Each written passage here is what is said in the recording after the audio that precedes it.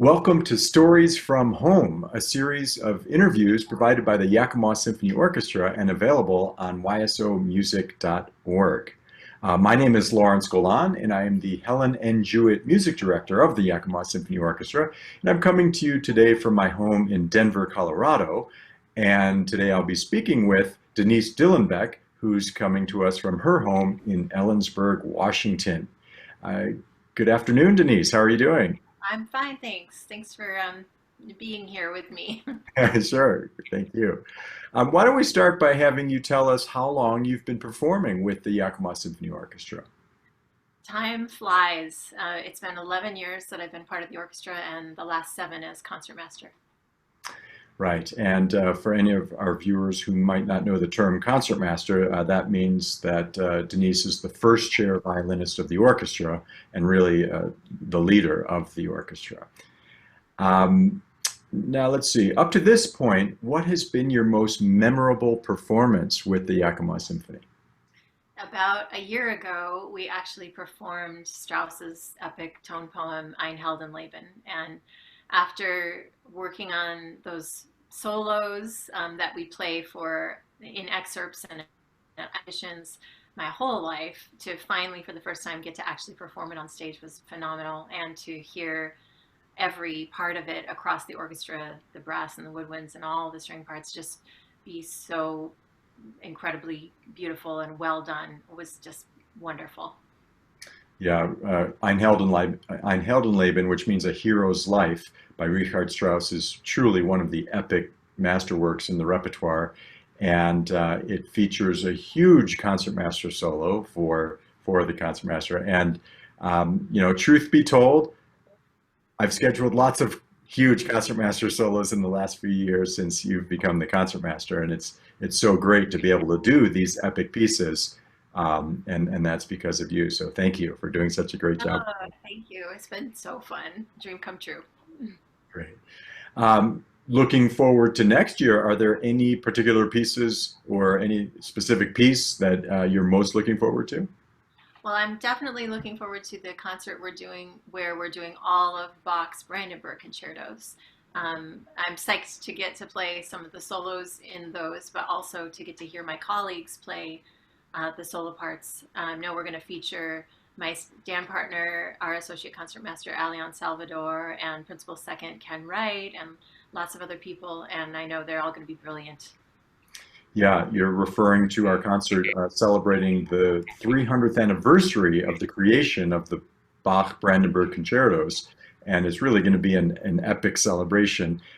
Between all 6 of the concertos, there are several soloists from throughout the orchestra that will be featured, and so that'll be a real special treat for our audience. I'm wondering, is there some surprising fact about you or some interest that you might have that you'd be willing to share with us?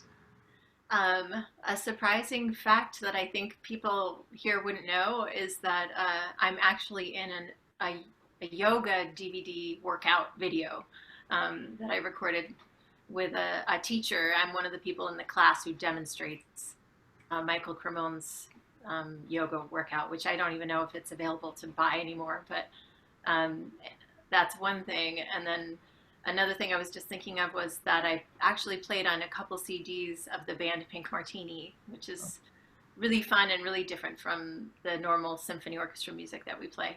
Right, right. And speaking of yoga, I know you mentioned to me a few days ago that you've been doing a lot more yoga now since you're sort of stuck inside, That's right?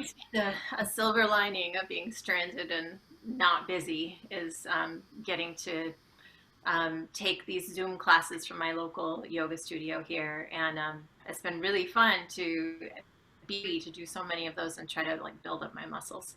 Well, that's great. Yeah, there are some silver linings to all this. I'm sure that our audience misses hearing you play very much. Would you be willing to play something for us? You bet. I was thinking it might be nice to play a piece that is sweet and uplifting. And one of the pieces that came into my life this year, thanks to you, was the Butterfly Concerto, because you and I got to travel to China to performed that and other pieces. And I've been staying in touch, some with you over the quarantine, and some with some of our friends who came along with us, like Josh Moss and Angelique Poteet. And so I'm thinking how glad I am to have these friends and colleagues. And here's a little bit of that piece.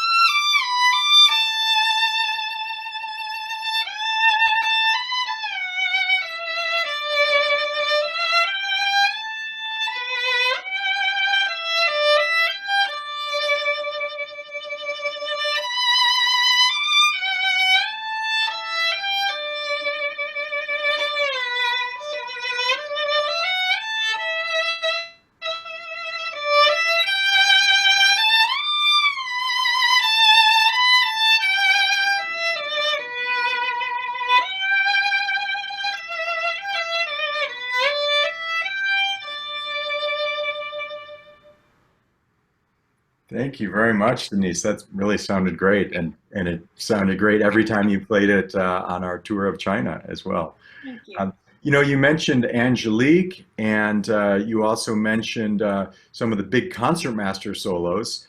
Sadly, one of the concerts that we've had to postpone, we're not canceling it, but we're postponing it for a while, is that concert Scheherazade and Other Remarkable Women that was to feature you playing the huge concertmaster solo on Scheherazade and Angelique Poteet playing not only the Copland Clarinet Concerto, but also a piece that she had written for the concert.